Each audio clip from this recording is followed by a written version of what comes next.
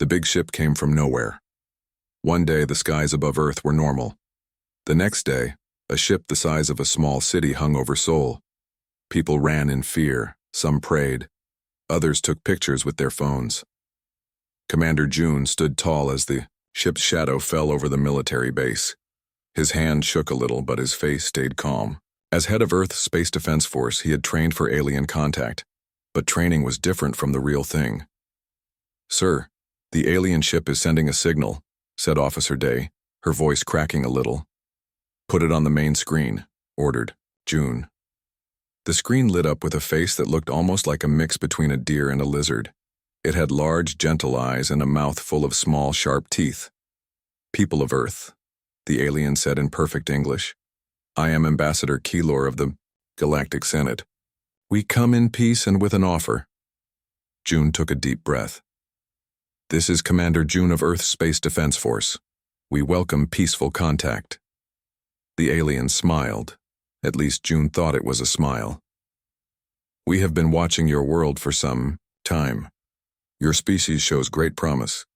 The Galactic Senate would like to invite Earth to join our alliance of over 300 spacefaring species." 3 days later, June sat in a meeting room with world leaders. The aliens had sent down smaller ships with representatives from 12 different species. None of them looked the same. Some had tentacles, others had wings. One was made mostly of gas held in a special suit. "This is moving too fast," said President Lee of the United Republics. "They want us to join their Senate without giving us time to think." "It is strange," agreed June. "Most new species need to prove themselves for decades before getting a seat. That's what Ambassador Keylor told me." A tall, thin alien with blue skin stood up.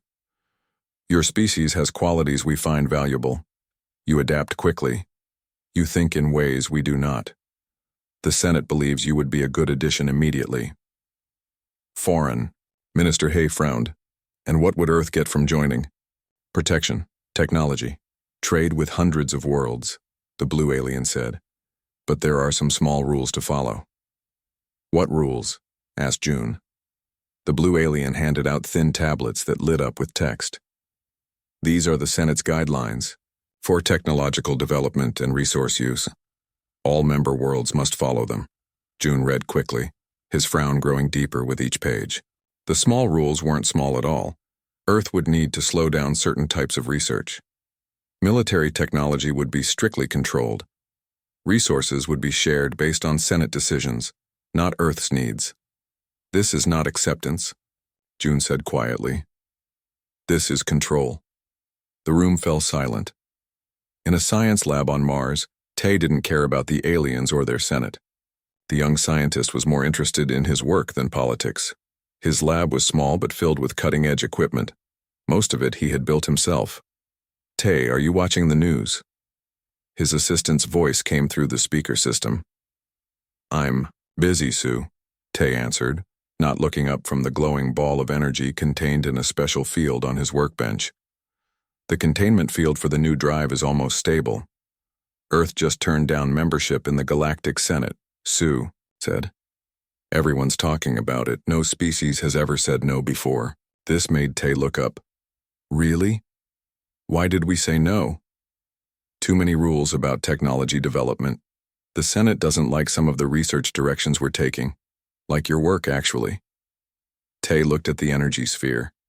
If it worked, it would change space travel forever. Ships could travel 10 times faster than current technology allowed. But the Senate rules he'd heard about would classify his work as dangerous innovation. "Good," Tay said simply. "I don't like people telling me what I can and can't discover." 6 months passed. The Senate had left a small group of representatives on Earth to maintain relations.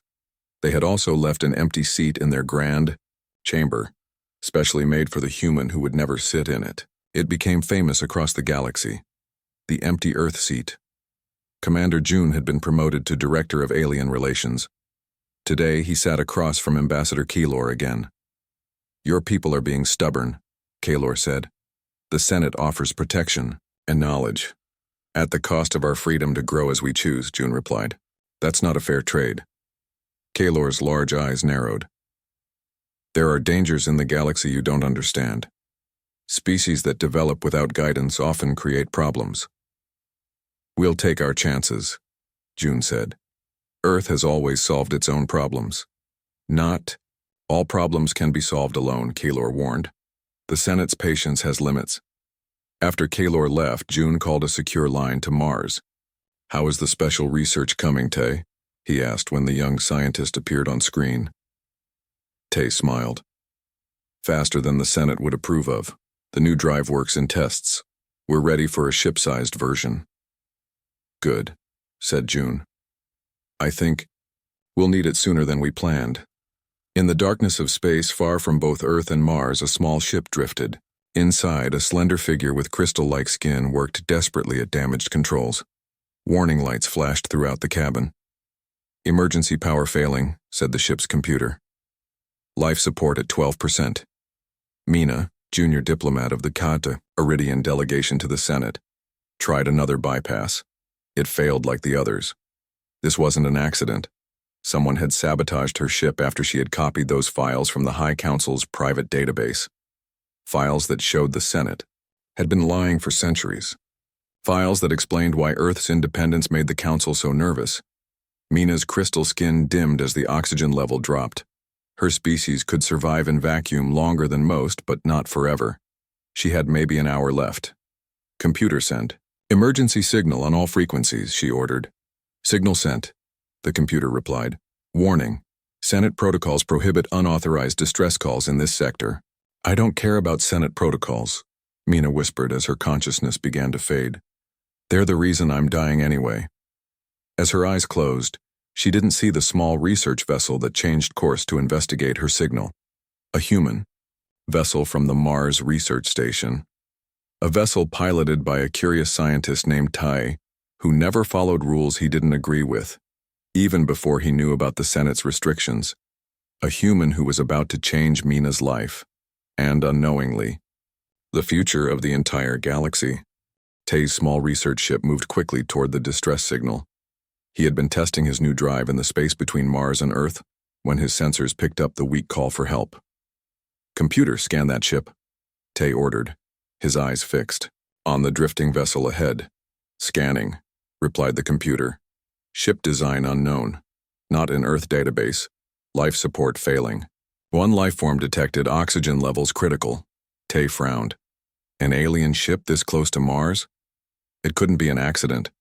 After Earth had refused to join the Senate, alien ships rarely came to the solar system except for official business. How long does the life form have? Tai asked. Based on current oxygen levels, less than 20 minutes. Tai made his decision quickly. Begin docking process. Prepare the medical bay. Warning, said the computer. Alien physiology unknown. Medical treatment may be impossible. We'll figure it out, Tai said firmly. I'm not letting anyone die if I can help it. As his ship locked onto the damaged vessel, Tai put on a spacesuit. He didn't know what kind of alien he would find or what air they breathed. Better to be safe. The airlock opened with a hiss. Tai pushed himself through the opening and into the alien craft. The inside was dark with only a few emergency lights, still working. The air was thin, almost gone. Then he saw her. At first, Tai thought she was a statue. Her skin looked like clear crystal with patterns of light moving beneath the surface. She was slender, about the size of a human, but clearly not human at all, and she wasn't moving. Tai checked for signs of life, finding a slow pulse at her neck. She was alive, but barely. With careful movements, he lifted her and carried her back to his ship. Once they were safely aboard, Tai removed his helmet and spoke to the computer. Analyze her. What does she need to survive? The computer scanned the alien woman. Species appears to be Iridian. Atmosphere needs more nitrogen than Earth standard. Body temperature should be lower than human normal. Warning, Earth food will be toxic to this life form. Tai nodded and got to work. He adjusted the air mix in the medical bay. He lowered the temperature. Using his knowledge of chemistry, he created a simple nutrient solution that should be safe for her alien biology. Hours passed as Tai worked. Finally, the crystal woman's eyes opened. They were deep purple with no pupils, just swirls of darker violet. She jerked up in fear, then winced in pain. "It's okay," Tay said softly, holding up his hands to show he meant no harm. "You're safe." The alien woman stared at him. "You're human," she said in perfect English. Her voice had a musical quality, like glass bells ringing softly. "Yes. I'm Tay. I found your ship drifting. You were almost out of air." She touched her chest with a crystalline, and, "I am Mina, junior diplomat of the Iridian delegation to the Senate." Her eyes widened. "My ship, did you recover my data core?" Tay nodded. "I brought everything I could from your ship. It was badly damaged." Relief washed over Mina's face. "Thank you. That data is very important." She tried to stand but swayed, weakly. "You need to rest," Tay said, gently helping her back onto the medical bed. "Your body is still recovering." "I can't rest," Mina insisted. "I need to contact Earth's government. It's urgent." Tay looked at her with curiosity. "Why? What's so important?" Mina's crystal face became serious. "Because the Senate is not what it claims to be, and Earth is in danger because it refused to join." Back on Earth, Commander June sat in a tense meeting with Senate representatives. The alien seemed angrier than usual. "A Senate diplomatic vessel has gone missing near your planet Mars," said Ambassador Kalor. His deer-like face showed no emotion, but his voice was cold. "We find this concerning." "This is the first I've heard of it," June replied honestly. "We monitor all space traffic in our system. No Senate ships were scheduled to be near Mars."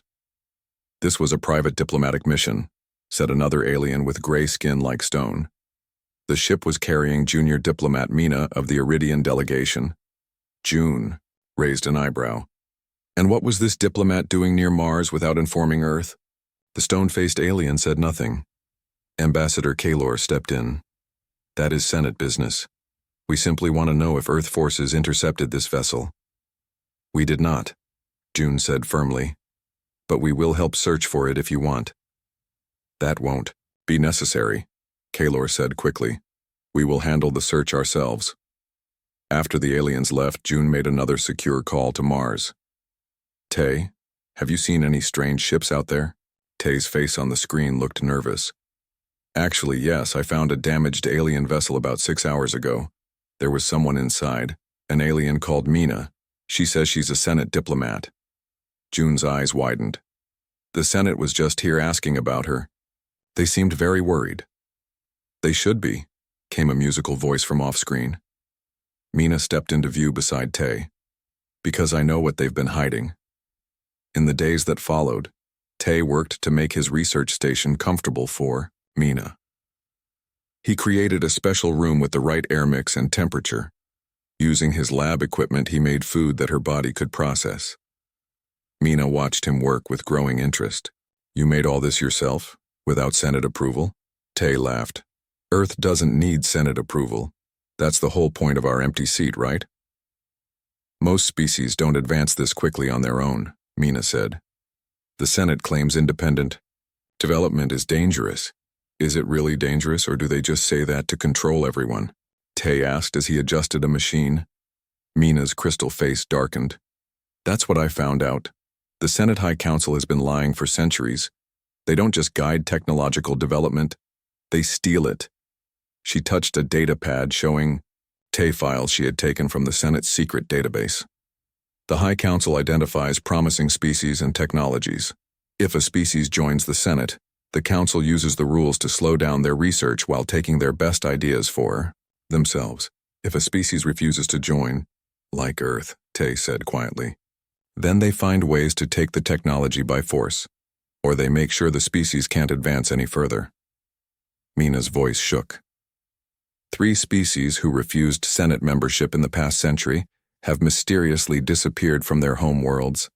The records were hidden, but I found them. Tay's hand stopped working. "And you think Earth is next?" "I know Earth is next," Mina said. "That's why I was coming here, to warn you. But someone found out." They damaged my ship, expecting me to die in space. Tay felt cold fear in his stomach. But there was something else too. A growing anger. We need to tell our leaders, he said. And we need to prepare. Mina looked at him with her purple eyes. The Senate has the largest fleet in the galaxy. Earth can't fight them alone. Tay smiled for the first time since hearing the news. Maybe not. But humans are good at doing the impossible. And we're even better at making friends. He reached out cautiously, then stopped. Is it okay if I touch your hand? Mina hesitated, then extended her crystalline fingers toward his. Yes. When their hands met, Tay felt a cool, smooth surface that vibrated slightly with her life energy. Mina's eyes widened at the warmth of human skin. We'll figure this out, Tay promised. Together. Outside the window of the research station, the stars shone brightly in the black Martian sky. Somewhere out there, a Senate fleet was already being prepared. Earth's time of peace was running out. Admiral Han stood at the window of Earth Space Defense Headquarters. The view of Seoul's skyline was blocked by a massive Senate ship hovering above the city. It was 3 times larger than the first ship that had visited Earth 5 years ago. This was not a diplomatic vessel, it was a warship. How many ships do they have in our solar system now? Han asked, not turning from the window. Officer Day checked her screen. 27 that we can detect, Admiral. Most are near Earth's moon. Han nodded. After Commander June had been promoted to Director of Alien Relations, Han had taken over the Space Defense Force. She was younger than most admirals, but she understood the alien threat better than anyone. And our ships? Han asked. All 35 defense ships are ready, Day replied. And the new ships from Mars will arrive in 6 hours.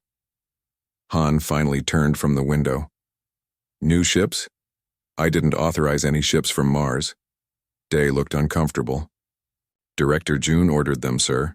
They have special technology. The door opened and Commander June walked in. With him was a tall woman with silver hair, President Lee of the United Republics. Admiral Han, said the president. The Senate delegation is demanding a meeting. They say it's urgent. Han straightened her uniform. What do they want this time? They know about the Iridian diplomat, June said quietly. They want her back. On Mars, Tay worked frantically in his lab. Mina stood nearby, watching as he assembled a small device. Will it work? She asked, her crystal skin glowing with worry. It should, Tay said, not looking up from his work. The energy field will protect the data core. Even if they scan your ship, they won't find it.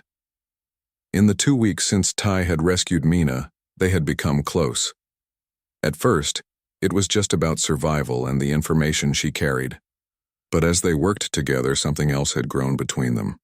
Something neither had expected. They'll still know I'm here, Mina said. They can detect Iridian life signs. Tay finally looked up, his face serious. Let them come. Earth isn't as helpless as they think. The lab door opened and Sue rushed. Can we see Tay? There's a whole fleet of Senate ships in orbit around Earth. It's all over the news. Tay and Mina exchanged worried looks. It's starting, Mina whispered. Tay stood up, the small device in his hand. Get the new ships ready. We need to move now. In the grand meeting room of Earth's Space Defense Headquarters, Admiral Han sat across from the Senate delegation. There were 5 aliens, Ambassador Kaylor, 2 tall blue aliens, a floating gas creature in a special suit, and a being made of what looked like living stone. Admiral Han, said Ambassador Kaylor, his deer-like face stern. We have information that you are holding an Iridian diplomat against her will. We are not holding anyone against their will, Han replied calmly. Then explain why diplomat Mina's ship was found damaged near Mars, while she is nowhere to be found. Han leaned forward. Perhaps you should explain why a Senate diplomat was in our system without permission, or why her ship was damaged before our scientist found it. The stone alien spoke, his voice like grinding rocks. The Senate does not need permission to travel within any system. and we believe your force is damaged. Her ship. That's a serious accusation, said President Lee, who sat beside Han. Do you have proof? We don't need proof, the stone alien said coldly. The Senate High Council has made its decision. Return the Iridian diplomat and all data in her possession within 24 Earth hours, or we will take action. Are you threatening Earth? Admiral Han asked, her voice steady but dangerous. We are informing you of the consequences of your actions, said Ambassador Keylor. The Senate has rules. All species must follow them, even those who refuse membership. The room was silent for a moment. Then Han stood up. Earth does not respond well to threats, she said. We developed in isolation for thousands of years. We fought our own wars. We solved our own problems. And we will not be bullied by the Senate or anyone else. This is your final warning, said the stone alien. 24 hours. After the Senate delegation left, President Lee turned to Han and June. Can we fight them if we have to? She asked quietly. Admiral Han's face was grim. Our defense fleet is strong, but their ships outnumber ours, and they have technology we've never seen. Not all their technology, said June with a small smile. Tay's research on Mars has given us some advantages they don't know about, and we have something they don't have. What's that? Asked President Lee. The truth, June said. Mina brought proof of the Senate's real plans. They don't just want her back, they want to silence her. Mina stood in front of a screen, speaking to Earth's leaders. Her crystal skin glowed with emotion as she explained what she had discovered. The Senate High Council has been using its power to control all species, she said. They take advanced technology from new members. They limit research, and if a species has something they want but won't join the Senate, she touched the screen, bringing up images from the stolen files. The Tellarites refused to join 50 years ago. The Senate said they destroyed themselves in a civil war. But these files show the Senate's special forces attacked their world, took their technology, and removed all traces of their civilization. President Lee looked shocked. And they would do this to Earth? Eventually, Mina said. My people, the Iridians, joined the Senate 300 years ago. We were known for our crystal technology. The Senate took it all, restricted our research, and now we depend on them for everything. Admiral Han studied the files. These weapons, they used against the Tellarites, could they use them against Earth? Yes, Mina said sadly. But they prefer to make it look like the species destroyed itself. Less questions that way, a new voice spoke up. They won't get the chance. Everyone turned to see Tay entering the room. Behind him were Sue and 3 other scientists from Mars. We've been preparing, Tay said. The ships are ready. What ships? Asked Admiral Han. Tay smiled. While Earth was building defensive ships, we were working on something different on Mars. Ships with the new drive system. Ships that can move faster than anything the Senate has. And ships with shields they can't. Detect. He placed a small device on the table. This is just the beginning. We have more technology they don't know about. Technology they would never allow under their rules. President Lee looked at each person in the room. So we fight? No, said Mina, stepping closer to Tay. We don't just fight. We show the galaxy the truth. There are many species who don't know what the High Council is doing. If they see the proof, we'll need help, said June. We can't fight the entire Senate fleet. We won't have to, Tay said, taking Mina's crystalline hand in his. We just need time to share what we know. And I think I know how to get it. Outside, the massive Senate warship still hung over Seoul like a storm cloud. But for the first time, since it had appeared, Admiral Han smiled as she looked at it. The Senate thought Earth was alone and frightened. They were about to learn how wrong they were. Ambassador G stood nervously in front of the large screen in Earth's main communication center. At 52, she was the oldest diplomat Earth had sent to meet with alien species. Her gray-streaked hair was pulled back neatly, and her hands only shook a little as she prepared to make the most important call of her life. Are you sure about this? President Lee asked from behind her. The Senate will see this as open rebellion. G nodded firmly. They already think we're rebels. We might as well act like it. She pressed the button, and the screen lit up with a special code. This wasn't a normal communication channel. This was a direct broadcast to every species in the Senate, bypassing the official channels that the High Council controlled. People of the galaxy, G began, her voice clear and strong. I am Ambassador G of Earth. Many of you know us as the planet that refused a Senate seat. Today, I speak to you directly because we have discovered something that affects us all. She stepped aside, and Mina moved into view. The Iridian's crystal skin glowed softly in the camera lights. I am diplomat Mina of Iridia. The Senate High Council wants me silenced because I found proof of their true activities. Mina held up a data core. For centuries, the High Council has been controlling member worlds, stealing technology, and even destroying species who refuse to cooperate. Mina's crystal face showed no emotion, but her voice shook slightly. My ship was sabotaged when I tried to warn Earth. Now the Senate threatens to attack unless I am handed over. Earth saved my life. Now I ask all species to consider, are we truly free under Senate rule? Ambassador G stepped forward again. Earth invites representatives from all Senate worlds to visit us without Senate oversight. Come see for yourselves. Make your own decision about who is telling the truth. The broadcast ended. The room was silent. Now we wait, said G softly. 2 days later, Tai stood with Mina in a large hangar near Earth's main spaceport. They watched in amazement as ships from 12 different species landed one after another. I didn't think anyone would come, Tai said, squeezing Mina's cool hand gently. The Senate has rules against unauthorized travel, Mina agreed. These captains risk everything by coming here. A ship door opened, and a tall being with 4 arms and blue skin stepped out.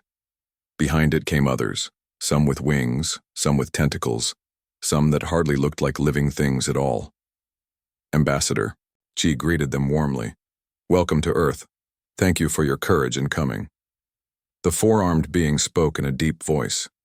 We have heard rumors for years about the High Council's secret activities. When your message came, many of us decided it was time to learn the truth. Another alien, small and covered in soft fur, stepped forward. The Senate fleet surrounds your world. They say you hold an Iridian hostage and plan to attack the Senate. Mina moved forward. I am the Iridian they speak of. I am here by choice. Tai joined her. And we don't want to attack anyone. We just want freedom to develop in our own way. The same freedom all species should have. The alien visitors looked at each other uncertainly. Come, said Ambassador G. Let us show you what we've learned, and what we've built without Senate restrictions. For the next week, ships continued to arrive secretly. 25 species sent representatives to Earth. They met with Earth's leaders. They saw the evidence Mina had collected, and they visited Tai's research station on Mars. In one of the large labs, Tai demonstrated a device that could create clean energy from simple materials. Around him stood aliens from 6 different worlds. This technology could help many worlds with energy problems, said a reptile-like alien. The Senate told us such energy systems were impossible. They're not impossible, Tai said. Just forbidden, by Senate technology rules. The reptile alien's eyes narrowed. Because the High Council wants to control who has power and who doesn't. Mina, who stood nearby, nodded. The files I found show that the Council has technology far beyond what they share with member worlds. They keep the best advances for themselves. In another room, Admiral Han showed the visitors Earth's defense plans. We know we can't match the Senate's fleet in size, she explained, but our ships have advances they don't expect. The Senate said humans were too aggressive to join the galactic community, said a tall, thin alien with glowing spots on its skin. But I see no aggression here, only a desire to protect your world. Han smiled grimly. Humans can be aggressive when threatened, but we prefer peace and cooperation when given the choice. By the end of the week, something remarkable had happened. Ships from 37 worlds hovered in secret locations throughout the solar system. Not all had come to support Earth. Some had come just to see the truth. But after seeing the evidence and meeting the humans, many had decided to stand with Earth. Ambassador G called a meeting with all the alien representatives. The Senate's 24-hour deadline passed days ago, she said. Their fleet grows larger every day. Soon they will attack. Let them come, said the four-armed alien who had been first to arrive. My world Draxus stands with Earth. We too have suffered under Senate restrictions for too long. One by one, other representatives stood and pledged their support. Not all. Some felt the risk was too great. But 23 species agreed to join what Ambassador G called the Alliance of Free Worlds. On the Senate flagship, Ambassador Kalor received the news with shock. 37 ships from member worlds are in the Earth system, without authorization. The deer-like alien's large eyes blinked rapidly in distress. The stone alien, who was actually High Counselor Vex, growled in anger. This is worse than we feared. The human infection spreads. What do we do? Asked Kalor.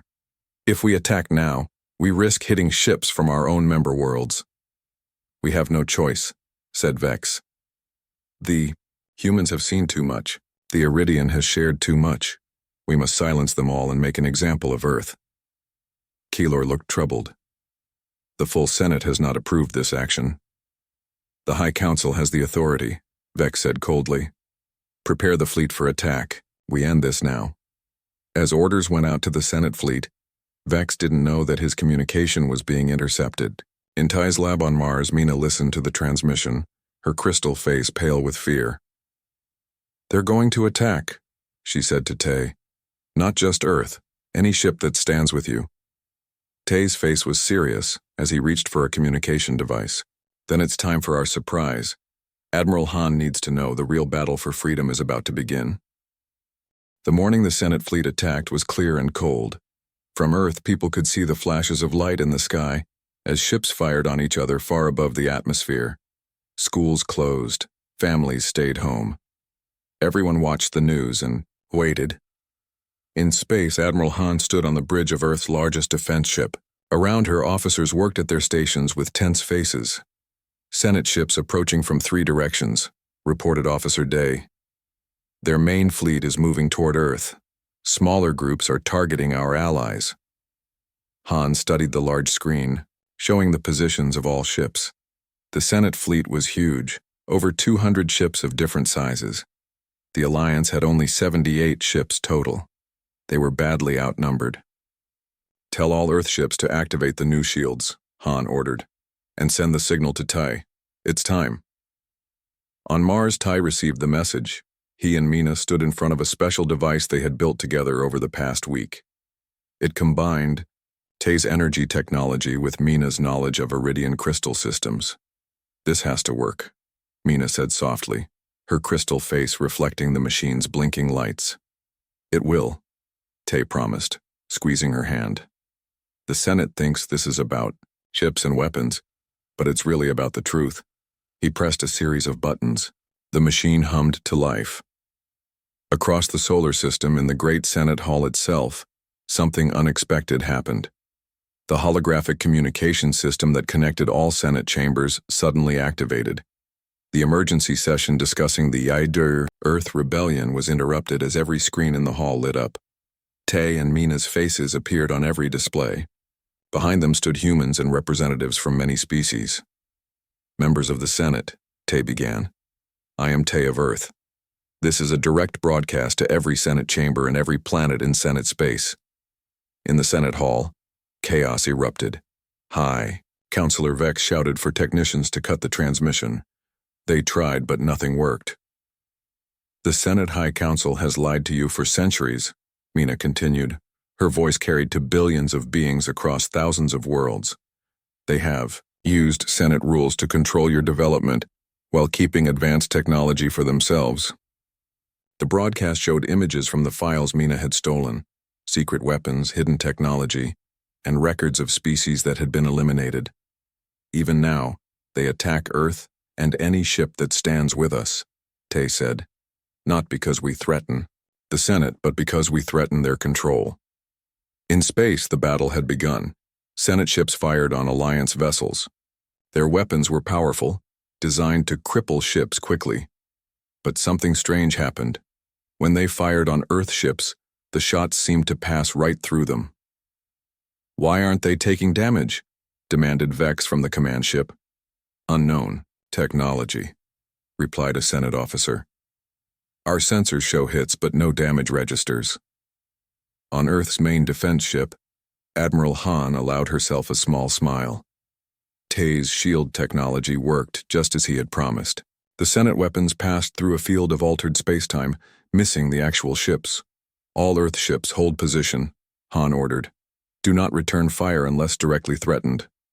"Admiral," said Officer Day in surprise, "some Senate ships are breaking formation. They're stopping their attack." Han watched the screen as several Senate vessels powered down their weapons. Then more followed. Soon, nearly a third of the Senate fleet had stopped fighting.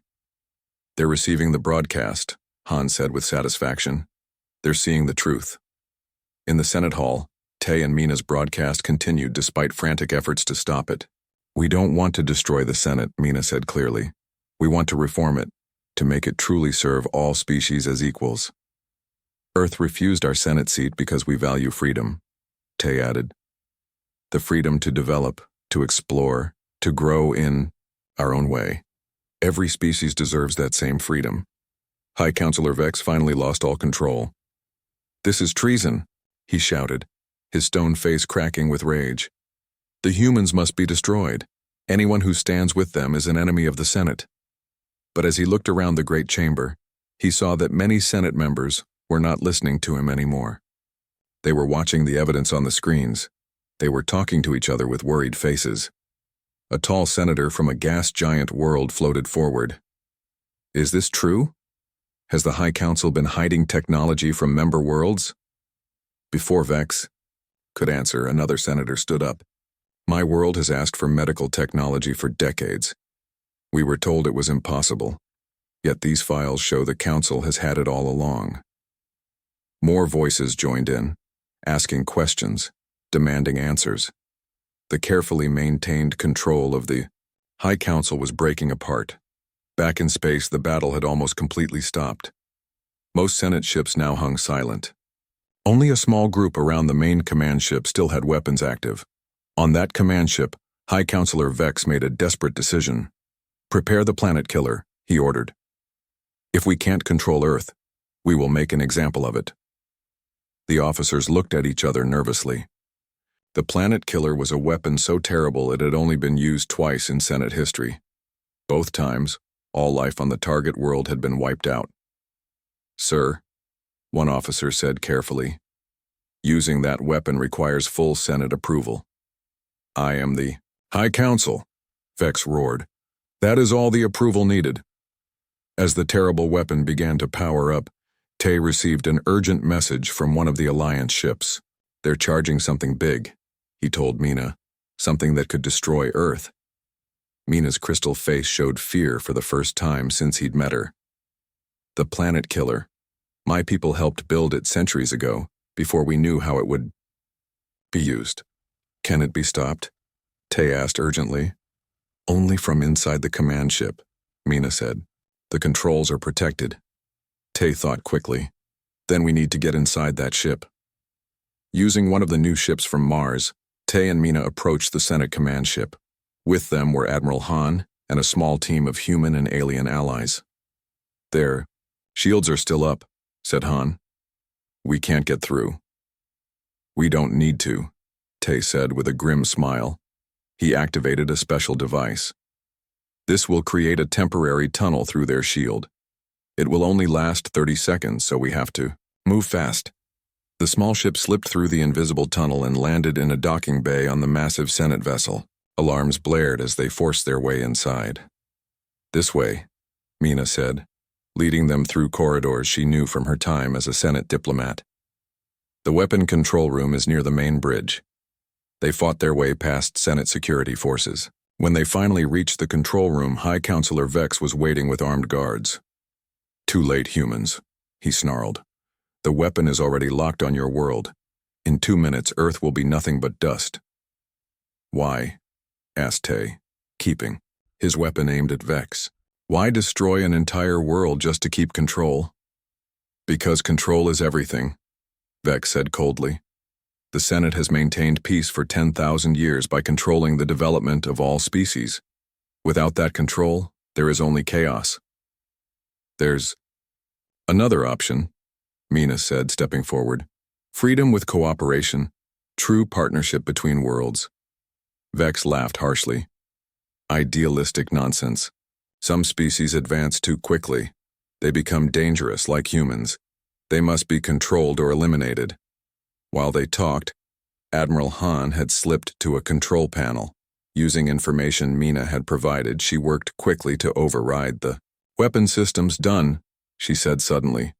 Weapon deactivated. Vex roared in anger and lunged toward another control panel. Tay moved faster, tackling the stone alien to the ground. Despite Vex's greater strength, Tay held him down. It's over, Tay said firmly. The broadcast has reached every world in Senate space. Everyone knows what you've done. The Senate will decide what happens next. The whole Senate, not just the High Council. 3 months later, Tay and Mina stood together in the great Senate chamber. The room looked different now. The raised platform where the High Council had sat was gone. All seats were arranged in a circle, showing that all species were equal. And for the first time, the seat marked for Earth was filled. Ambassador G sat there proudly, representing humanity in the new Senate. The reforms are working, Mina said, her crystal hand in Tay's. Already 30 worlds have reported advances in medicine and energy technology since the research restrictions were lifted. Tay nodded. And the new exchange program means all species can share what they learn. No more secrets.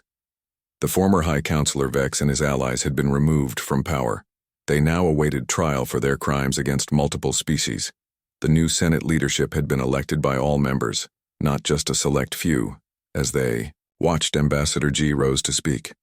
The chamber fell silent. Earth refused its seat for many years, G began.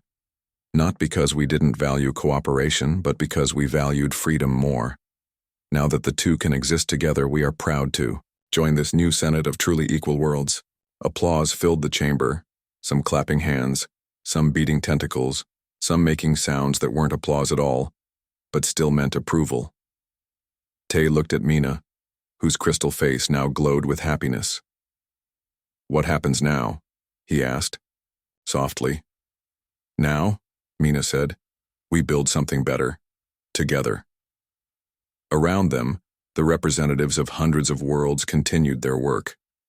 The empty Earth seat was empty no more, and the galaxy would never be the same again.